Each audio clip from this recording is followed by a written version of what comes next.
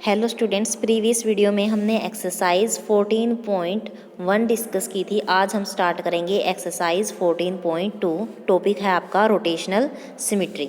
तो rotational symmetry के अंदर क्या करना पड़ता है हमें, आपको कोई भी चीज़ को रोटेट करके देखना पड़ता है कि वो अपनी पहले वाली शेप से रिजेंबल हो रही है या नहीं। जैसे आप देखो, मैं आपको एग्जांपल दे रही हूँ। ये आपके पास कोई शेप है, तो वो बोल रहे हैं अगर हम इस शेप को रोटेट कर दें 90 डिग्री पर। 90 डिग्री मतलब कि ये वाला एच कैसे हो जाएगा, फिर ये वाली लाइन तो 90 पे बन रही है तो ये ऐसे हो जाएगी।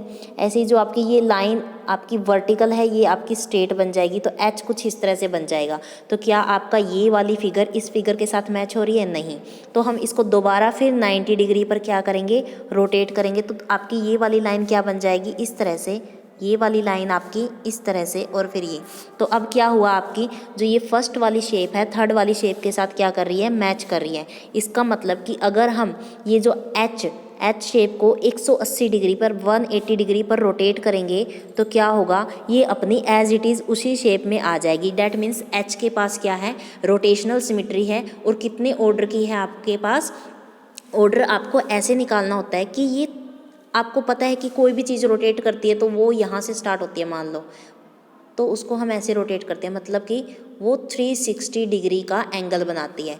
360 डिग्री में वो कितनी बार अपनी ओरिजिनल पोजीशन पे आ जाती है, उसको बोलते हैं रोटेशनल सिमेट्री। अब ये एक तो ओरिजिनल पर थी, फिर ओरिजिनल वाली तो हम कंसीडर नहीं करेंगे। तो जैसे ही हमने इसको 180 डिग्री पर रोटेट किया एच को, ये वापस से अपनी वाली शेप में आ गया। फिर क्या करेंगे, हम दोबारा से इसको 180 पर रोटेट करेंगे तो ये फिर अपनी ओरिजिनल शेप में आ जाएगा। मतलब कि 360 तक हम रोटेट करवा रहे थे तो ये 2 बार अपनी ओरिजिनल शेप में आया। तो इसका मतलब क्या हुआ, इसके पास ऑर्डर ऑफ रोटेशन कितना है, 2 है। तो एक बार देख लो यहाँ पर सेंटर ऑफ रोटेशन क्या होता है, एंगल ऑफ रोटेशन क्या होता है, और ऑर्डर ऑफ रोटेशन, तीनों की तीनों चीज़ इंपॉर्टेंट है। सबसे फर्स्ट वन है आपका सेंटर ऑफ रोटेशन। किसी भी चीज़ को जब आप रोटेट करते हो, जैसे कि आपकी ये क्लॉक है, यहाँ पर आपकी मान लो ये हैंड्स मिनट्स हैं या आर मिनट्स हैं, ये नीडल है, ये जब रोटेट करती है तो यहाँ ये कहाँ से अटैच होती है, यहाँ से अटैच होती है। ये यहाँ जाती है, यहाँ मतलब कि कुछ इस तरह से अपनी पोजीशन चेंज करती है, बट अटैच कहाँ से होती है, सेंटर से अटैच होती है। तो इसको हम क्या बोलेंगे, सेंटर ऑफ रोटेशन। अगर कोई भी आपका ऑब्जेक्ट रोटेट कर रहा है, वो जहाँ से भी अटैच है अपनी रोटेशन स्टार्ट करता है, तो उसको बोलते हैं हम सेंटर ऑफ रोटेशन। नेक्स्ट आता है angle of rotation. Angle of rotation मैंने अभी आपको एच का एग्जाम्पल दिया था कि अगर आपकी शेप किसी एंगल से रोटेट होकर सेम एज इट इज़ अपनी शेप ले लेती है, तो यहाँ पर हमारा एच हमने 180 डिग्री पर रोटेट करवाया था। डैट मीन्स इसका एंगल ऑफ रोटेशन क्या है, 180 डिग्री। कि जब ये 180 डिग्री पर घूमता है तभी ये अपनी ओरिजिनल शेप में आता है। ऐसे ही तो लास्ट है हमारा order of rotation. Order of rotation आपका कैसे निकलेगा, फॉर्मूला तो ये है कि आपको पता होता है हर पूरा चक्कर 360 डिग्री का होता है। तो जितना भी आपका ऑर्डर ऑफ रोटेशन निकालना है, आपको क्या करना है, एंगल ऑफ रोटेशन से डिवाइड करना है। 0 से 0, 18 2 ज़ा 36। डैट मीन्स जो आपके एच के अंदर था क्या था आपका, 2 आपका ऑर्डर था, और एंगल कितना था, 180 डिग्री। इन दोनों में कंफ्यूज मत होना, आगे एग्जाम्पल आएगा तो आपका और क्लियर हो जाएगा। अब देखो यहाँ पर इन्होंने कुछ शेप दी हुई है, ये देखो ये वाली। तो ये पूछ रहे हैं कि इसके अंदर सेंटर ऑफ रोटेशन कहाँ पर है, सेंटर ऑफ रोटेशन जो ये आपको सेंटर दिख रहा है, तो सेंटर ऑफ रोटेशन हो गया। उसके बाद वो पूछ रहे हैं कि इसका एंगल ऑफ रोटेशन क्या है, मतलब कि ये कितने डिग्री पर हम इसको रोटेट करें कि ये अपनी ओरिजिनल पोजीशन पे आ जाए। अब जो भी आपकी कहीं पर भी 4 लाइन वाला सिस्टम होता है वो ऑब्वियसली 90 डिग्री पर रोटेट करके अपनी ओरिजिनल पोजीशन को क्या कर लेता है, एक्वायर कर लेता है। देखो अब यहाँ पर मैं थोड़ा जूम करके बता रही हूँ। जैसे ही हम इस शेप को 90 डिग्री पर रोटेट करेंगे, 90 डिग्री पर मान लो ये आपकी नीडल है, 90 डिग्री पर ये नीडल कहाँ पर आती है आपकी, यहाँ पर आ जाती है। तो जो आपका डी पार्ट है, जब हम इस पूरी शेप को 90 डिग्री पर रोटेट करेंगे तो वो सी का प्लेस ले लेगा, और जो आपका सी पॉइंट है वो बी का प्लेस ले लेगा, और जो बी पॉइंट है वो ए का प्लेस ले लेगा, और ए पॉइंट डी का प्लेस ले लेगा। तो आपको ऐसे 90 डिग्री पर रोटेट करना है। तो इन्होंने क्या किया, 90 डिग्री पर रोटेट किया, जैसे मैंने बताया था। इन्होंने क्या किया है, 1 मिनट मैं थोड़ा सा इसको रब कर देती हूँ।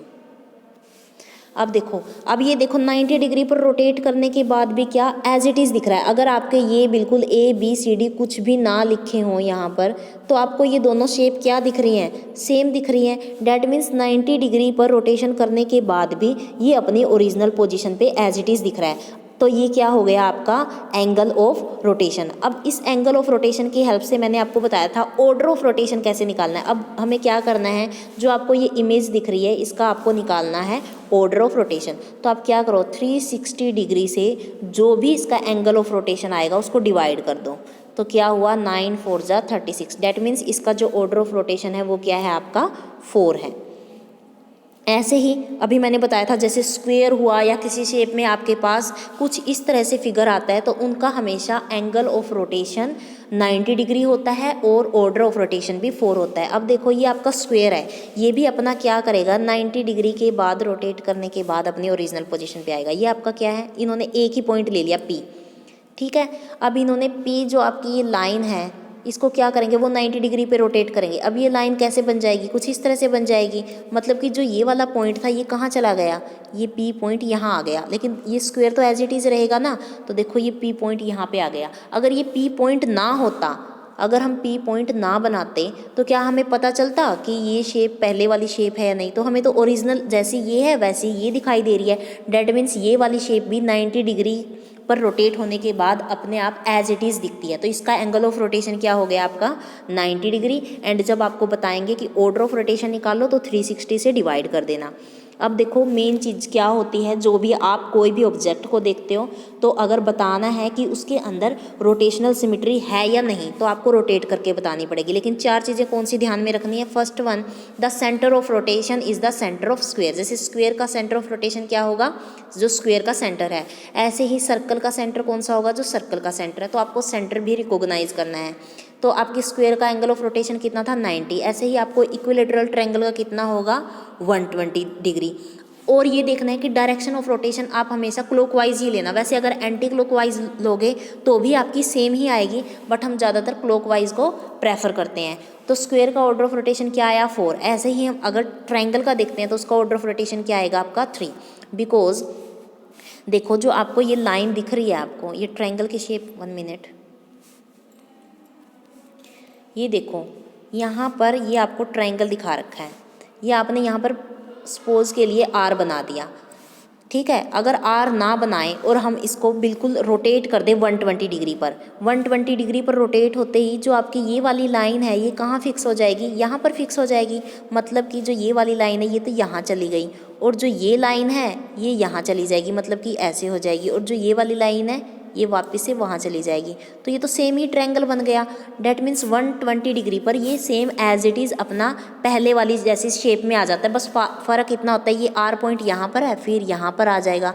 बट अगर हम R को रब कर दें, हमें कोई भी पहचान ना बनाई हो कि R कहाँ था, तो हमें क्या दिख रहा है, फिगर सेम दिख रहा है। डैट मीन्स इसका एंगल ऑफ रोटेशन क्या हुआ आपका 120 डिग्री।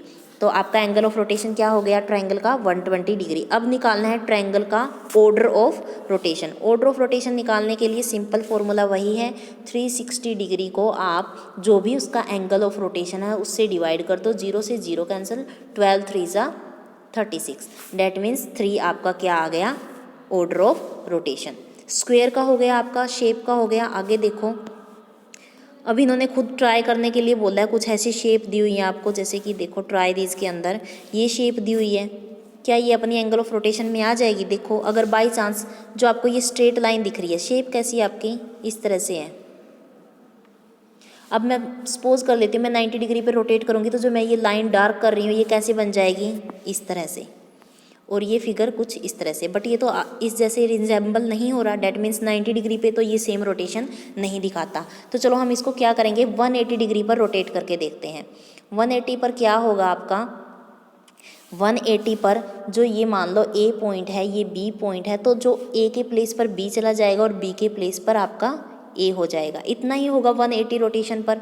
और आपका ये फिगर कैसे बन जाएगा, देखो 90 पर आपका कुछ इस तरह से था, 180 पर कुछ इस तरह से हो जाएगा। तो ये क्या कर रहा है, 180 पर रोटेशन करने के बाद दोनों की शेप ऊपर वाले की और नीचे वाले की सेम आ रही है। डैट मीन्स जो आपका फर्स्ट फिगर है वो कितने डिग्री पर अपना ओरिजिनल साइज लेके आ रहा है, 180 डिग्री पर। तो इसके अंदर एंगल ऑफ रोटेशन क्या हुआ आपका, 180 डिग्री। और ऑर्डर ऑफ रोटेशन निकालने के लिए आप सिंपली आपको क्या करना है, 360 डिग्री से 180 डिग्री आप डिवाइड कर देना, तो आपका निकल गया 2 ऑर्डर ऑफ रोटेशन। अब चलो एक्सरसाइज, ये ट्राई दीज आपको खुद करने हैं क्योंकि ये स्क्वायर से रिजेंबल करता है, ये आपका ट्रायंगल से रिजेंबल करता है और ये रेक्टेंगल से। ये आपको खुद करना है। मैं एक्सरसाइज करवा रही हूँ आपको 14.2।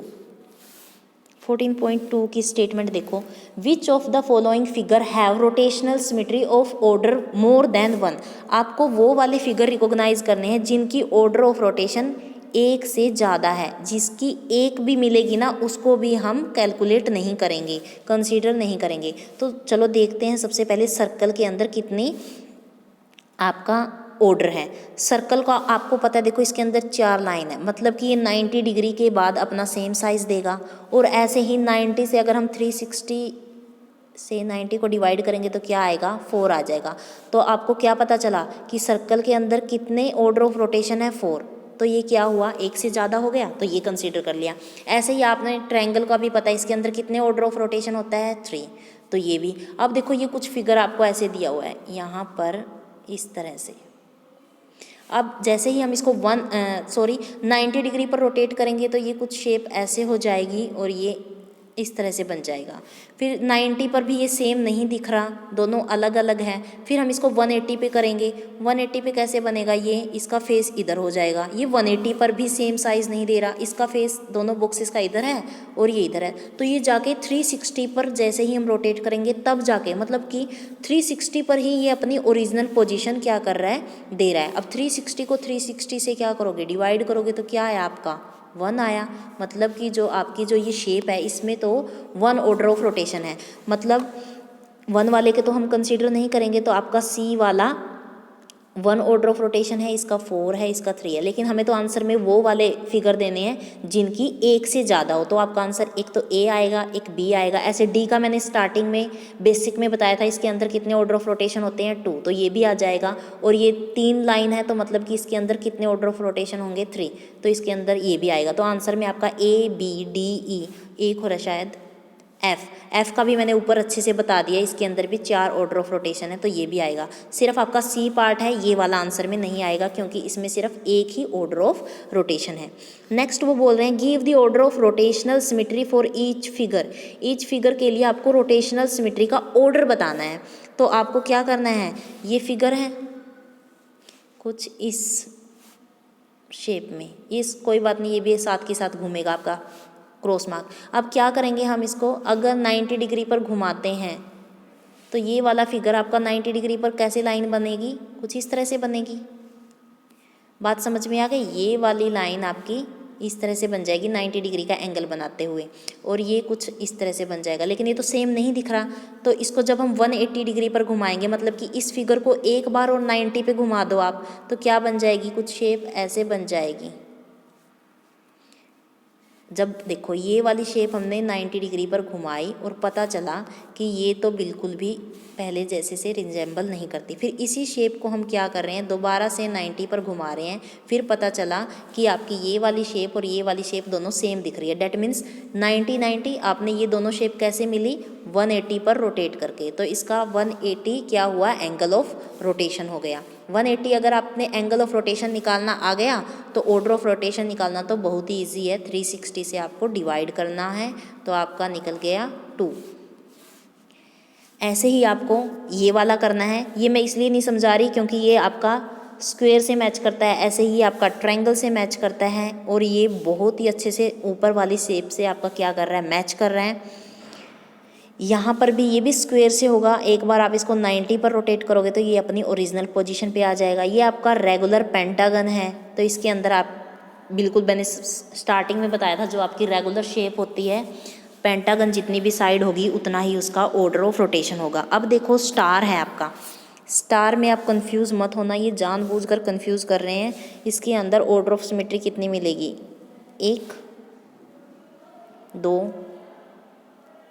3 एंड 4।